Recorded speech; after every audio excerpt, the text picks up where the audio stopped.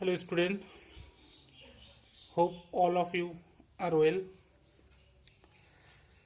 Today I will discuss about molecular mass, average atomic mass and its calculation, mole concept and its numerical problem.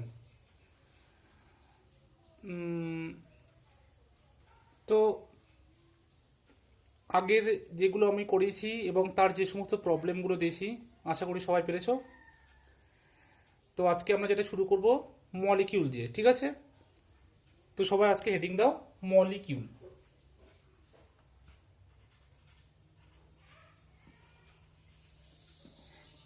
Molecule মানে হচ্ছে অণু, ঠিক আছে? তো মলিকিউলটা কি দেখো একবার বলে দিই। মলিকিউলটা হচ্ছে একটা অ্যাকচুয়ালি গ্রুপ অফ অ্যাটমস, ঠিক আছে? এটা হচ্ছে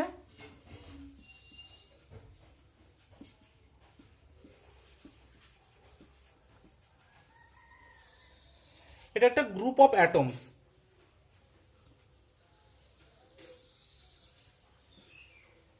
ঠিক আছে? আমরা যদি এক কথায় বলতে চাই তাহলে আমরা বলবো মলিকিউল হচ্ছে গ্রুপ অফ অ্যাটমস। এবার সেটা ডিফারেন্ট অ্যাটমস হতে পারে, আবার সেম অ্যাটমসও হতে পারে, ঠিক আছে? তো ডেফিনেশনটা লিখে রাখো। এ মলিকিউল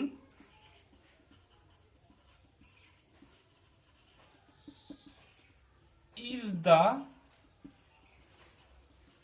smallest particle, ঠিক আছে, of element or compound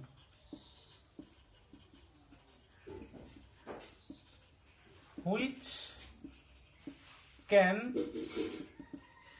exist freely. এই কথাটার কিন্তু মিনিং খুব ভালো আর কি। এইখান থেকে আমরা কিন্তু মলিকিউল আর অ্যাটমের মধ্যে ডিফারেন্ট করতে পারি। অ্যাটমগুলো কিন্তু ফ্রিলি ভাবে এক্সিস্ট করতেও পারে আবার নাও পারে, may or may not exist freely, but মলিকিউলটা কিন্তু ফ্রিলি ভাবে এক্সিস্ট করতে পারে, এটা মনে রাখবে, ঠিক আছে?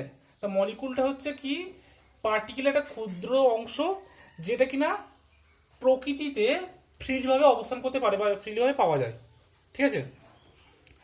এবং যে অ্যাটমগুলো এখানে থাকে, এই যে গ্রুপ অফ অ্যাটম, এই অ্যাটমসগুলো কখনো কখনো সেমও হতে পারে, সেম অ্যাটম, আবার কখনো ডিফারেন্টও হতে পারে, ঠিক আছে?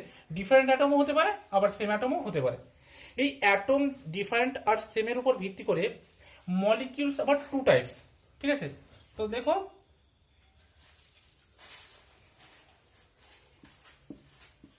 types of molecules। তাহলে অ্যাটমের উপর ভিত্তি করে মলিকিউল হচ্ছে দু রকমের। এক নম্বর হচ্ছে দেখো হোমো অ্যাটমিক,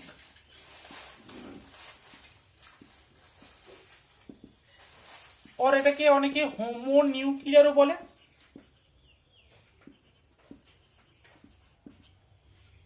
ঠিক আছে? হোমো নিউক্লিয়ার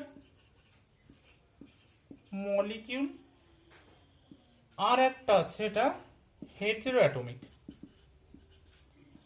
হেটেরো অ্যাটমিক और हेटेरो নিউক্লিয়ার মলিকিউল। ওকে, দেখো হোমো অ্যাটমিক মানে, হোমো মানে কি? হোমো মানে সেম অ্যাটম, সেম অ্যাটমের যে মলিকিউলগুলো হবে তারা হচ্ছে হোমো অ্যাটমিক মলিকিউল। যেমন দেখো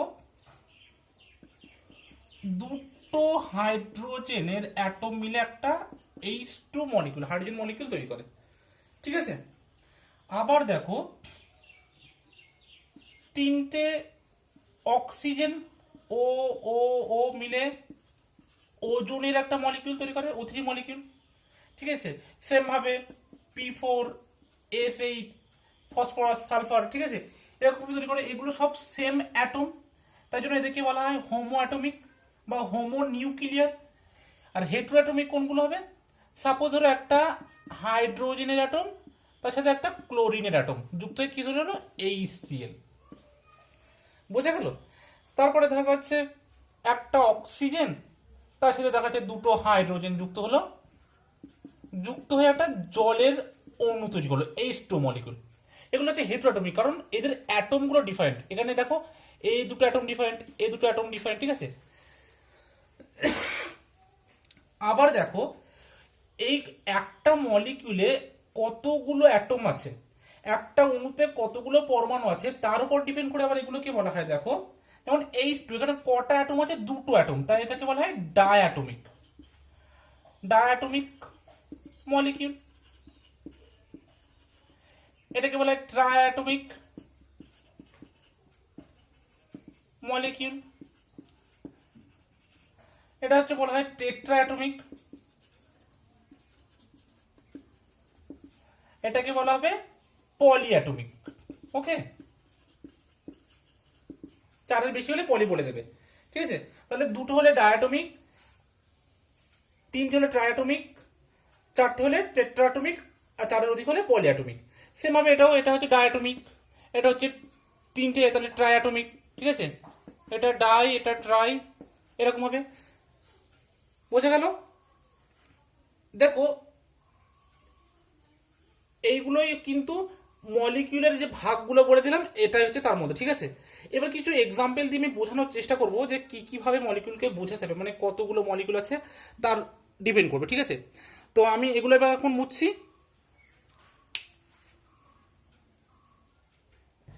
দেখো তাহলে এবার আমরা ব্যাপারটা বোঝার একটু চেষ্টা করি, ঠিক আছে? দেখো যদি বলা হয় O2 molecule, 1O2 molecule, 1O2 molecule means, দেখো একটা অক্সিজেনের মলিকিউল, তার মানে কি যে 2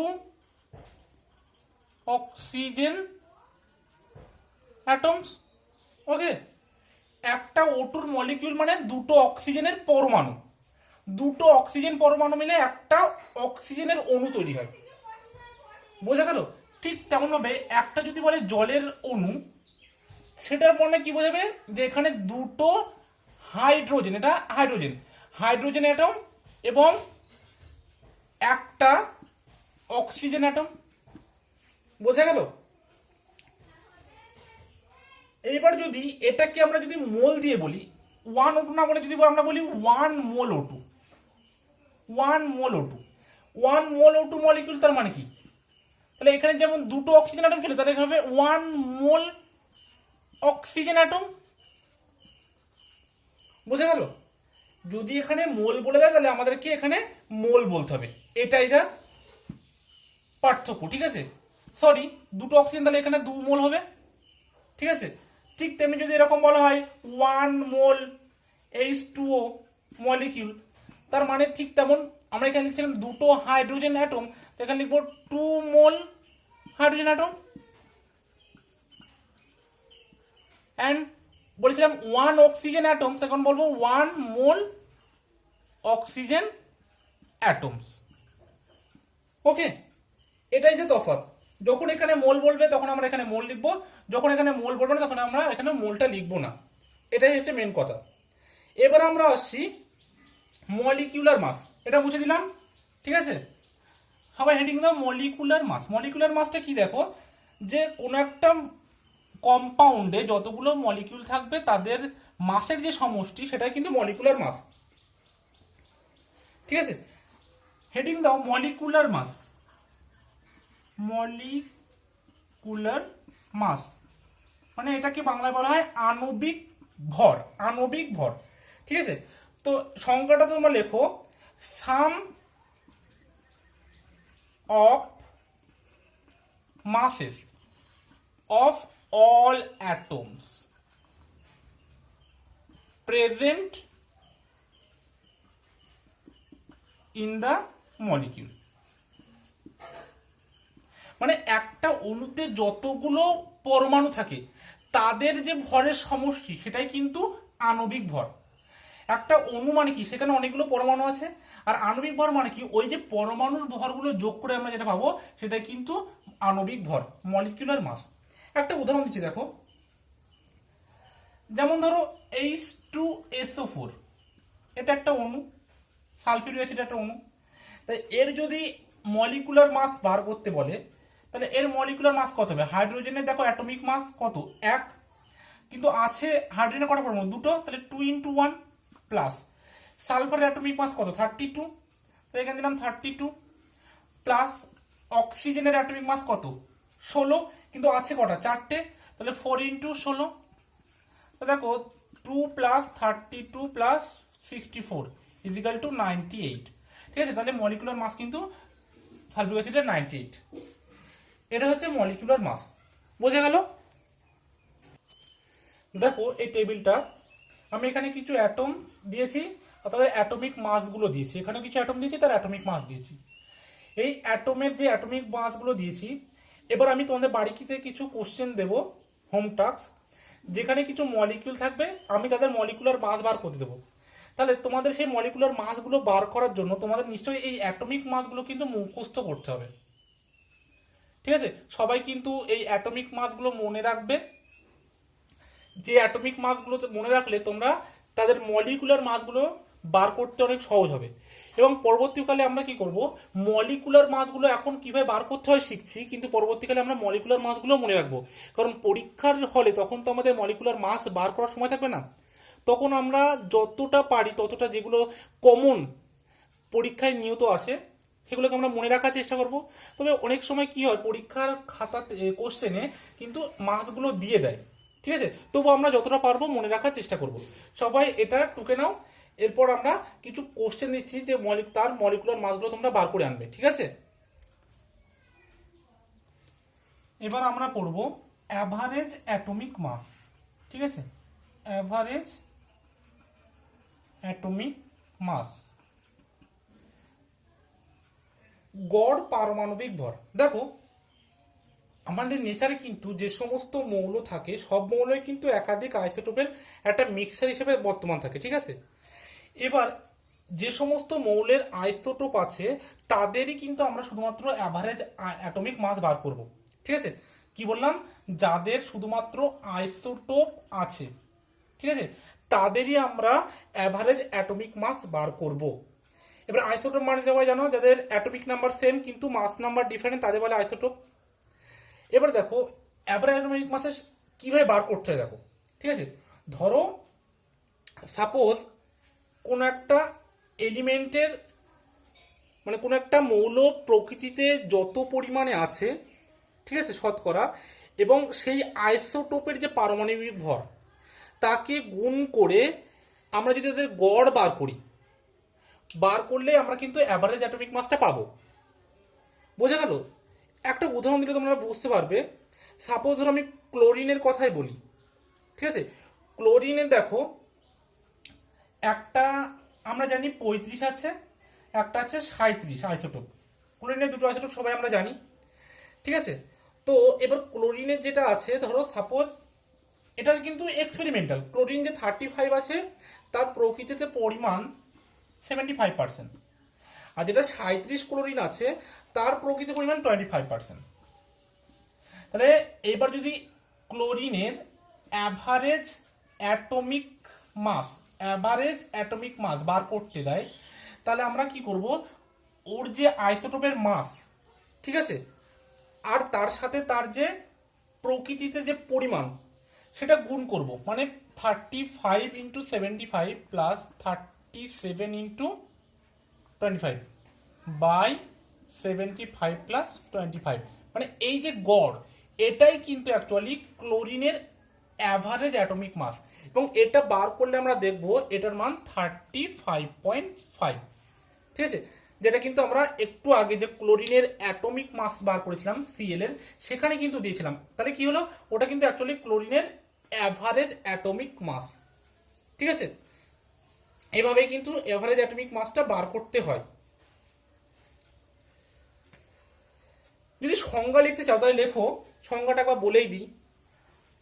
average atomic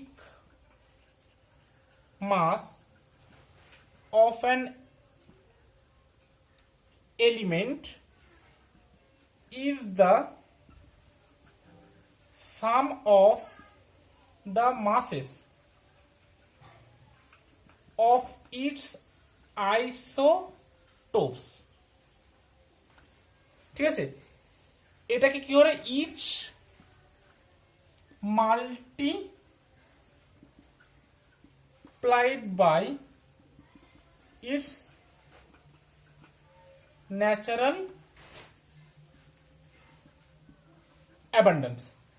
average atomic mass হচ্ছে যে ওই মাসের যে আইসোটোপগুলো আছে সেই আইসোটোপের মাসগুলোর যোগফল, এবং তাদের সাথে কি হবে না প্রত্যেকটা আইসোটোপের মাসগুলো গুণ হবে, কাদের সাথে গুণ হবে না ওদের যে প্রকৃতিতে যে উপস্থিতির পরিমাণ, শতকরা যে পরিমাণ তাদের সাথে, এবং তাদের যে গড় অ্যাভারেজ সেটা কিন্তু অ্যাভারেজ অ্যাটমিক মাস, যেটা আমি ক্লোরিনের কিন্তু বার করে দেখালাম। ঠিক আছে, তাহলে অ্যাভারেজ অ্যাটমিক মাস কে বার করতে হয় দেখলে, এবং তার সংজ্ঞাটাও এখানে লিখে দিলাম যে average atomic mass of an element is the sum of the masses of its isotopes each multiplied by its natural abundance. Okay, তো এটা মুছে দিলাম। সবাই কোশ্চেনটা ভালো করে দেখো, এখানে বলেছে যে what is the average atomic mass of silver. ঠিক আছে, এবং সিলভারের যে দুটো আইসোটোপ সিলভার 107 এবং সিলভার 109 সে দুটো দিয়ে দিয়েছে, এবং তাদের পার্সেন্টেজ দিয়ে দিয়েছে ন্যাচারাল অ্যাবান্ডেন্স, মানে প্রকৃতিতে তাদের শতকরা উপস্থিতি পরিমাণ দিয়ে দিয়েছে। এখান থেকে আমাদেরকে বলেছে যে সিলভারের যে অ্যাভারেজ অ্যাটমিক মাস বার করতে হবে। আমি কি বললাম, বার করার সূত্র কি, যে সিলভারের average atomic mass AAM average atomic mass বলেছে যত পরিমাণে আছে এবং তার মাসটার গুণফল 107 ইন্টু 51.86, ঠিক আছে, প্লাস 109 আছে মাস, সেটা পরিমাণ কত 48.14 ডিভাইড বাই 100, তাহলে দেখবে এটা কত আসবে, নিয়ার অ্যাবাউট আসবে 108। ঠিক আছে, তাহলে এভাবে বার করতে হয়। দেখবে আমি তোমাদের একটা হোমওয়ার্ক দিয়েছি, সেখানে কিন্তু একটা আমি ক্লোরিনের বার করতে দিয়েছি। ঠিক আছে, তোমরা সবাই এটা বার করে দেখাবে, এটা আমি এখানে করে দিলাম কিভাবে করতে হয়। এরপরে আমরা নেক্সট টপিকে আসবো যে মোল কনসেপ্ট। তো আমি এটা মুছি, সবাই হেডিং দাও মোল কনসেপ্ট। ওকে, সবাই কিন্তু মূল কনসেপ্টটা ভালো করে বুঝবে, এবং এটা কিন্তু অনেক কাজে লাগে, অনেকের অনেক কনফিউশন থাকে। আমি চাইবো এমনভাবে বলবো আজ যেন সবাই বুঝতে পারে, এবং তোমরা যদি এটা মন দিয়ে শোনো প্রত্যেকটা কথা, তোমরা কিন্তু অবশ্যই ভালোভাবে বুঝতে পারবে, এবং তোমাদের কোনো রকমের আর মোল কনসেপ্ট নিয়ে প্রবলেম থাকবে না। মোল জিনিসটা কি দেখো, what is mole? What is mole? দেখো, mole is a counting unit, এটা একটা সংখ্যা। Mole is a counting unit, এটা একটা সংখ্যা মাত্র। ঠিক আছে, আর বলতে পারো a unit or a unit to represent the quantity of a substance বা অফ সাবস্ট্যান্স। ঠিক আছে, মানে মোল জিনিসটা হচ্ছে একটা কাউন্টিং ইউনিট। সাপোজ ধরো বললো যে 1 ডজন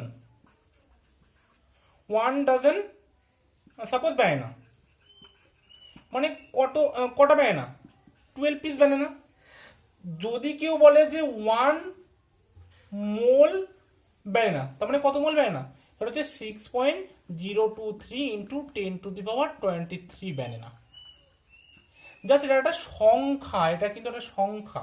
ঠিক আছে, যদি বলে যে আমার 1 মোল সাইকেল দাও, তাহলে তাকে এই পরিমাণ সাইকেল দেওয়া হবে। ঠিক আছে, 1 মোল অক্সিজেন অ্যাটম মানে কত মোল অক্সিজেন, কতটা অক্সিজেন অ্যাটম, এতটা। ঠিক আছে, 1 মোল মানে এতটা সংখ্যা। তাহলে এটা কিন্তু অন্য কিছু না, এটা জাস্ট সংখ্যা মাত্র। বোঝা গেল? এবং এই সংখ্যাটা কি হয়, এ দিয়ে কোনো পার্টিকেল মানে যেগুলো ছোট স্মল থিংস তাদের সংখ্যাকে বোঝানো হয়। যেমন কি ধরো, যেমন ধরো সাপোজ এখানে, তাহলে মূল কি বললাম যে স্মল থিংস এর সংখ্যা, মানে ছোট যেগুলো খুব স্মল তাদের সংখ্যাকে বোঝানো হয়। স্মল থিংস কোনগুলো বলতে বোঝাচ্ছে, কোনগুলো, সেটা অ্যাটমস হতে পারে, মলিকিউল হতে পারে, আয়ন হতে পারে, ইলেকট্রন, প্রোটন, নিউট্রন, এটসেট্রা। ঠিক আছে, এরকম ছোট ছোট জিনিসের সংখ্যাকে কিন্তু এই মোল দিয়ে প্রকাশ করা হয়। যদি বলে যে 1 মোল অফ মলিকিউল, 1 মোল অণু, মানে কতগুলো অণু, না ওই অ্যাভোগাড্রোর সংখ্যা 6.023 ইন্টু 10⁻23 মলিকিউল। ওকে, এই এটাকে আবার কি বলা হয়, অ্যাভোগাড্রো নাম্বারও কিন্তু বলা হয়, অ্যাভোগাড্রো নাম্বার, যেটাকে প্রকাশ করা হয় এনে।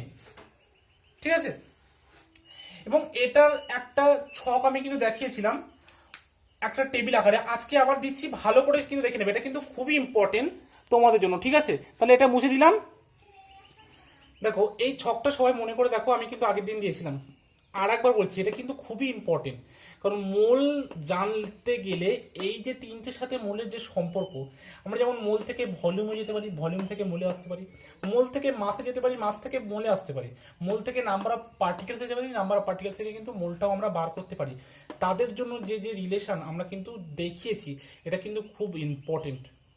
ঠিক আছে, এই ছকটা কিন্তু সবাই মনে রাখবে। এই ছকটা থেকে কিন্তু আমি যে ম্যাথমেটিক্সগুলো দিয়েছি, যে নিউমেরিক্যাল প্রবলেমগুলো দিয়েছি, ওগুলো কিন্তু বেশিরভাগ এখান থেকেই সলভ হবে।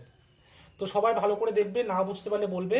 দেখো মোল থেকে যদি আমরা ভলিউমে যেতে যাই, তাহলে 22.4 লিটার এটা দিয়ে গুণ করতে হবে, কিন্তু যদি ভলিউম দেওয়া থাকে আমাদেরকে, যদি মোলে আসতে হয়, তাহলে কিন্তু 22.4 লিটার দিয়ে আমাদেরকে ভাগ করতে হবে। ঠিক আছে, মোল থেকে যদি আমরা নাম্বার অফ পার্টিকেল বার করতে চাই, তাহলে অ্যাভোগাড্রোর সংখ্যা দিয়ে গুণ করতে হবে। যদি নাম্বার অফ পার্টিকেলস থেকে আমরা মোলে আসতে চাই, তাহলে অ্যাভোগাড্রোর সংখ্যা দিয়ে ভাগ করতে হবে।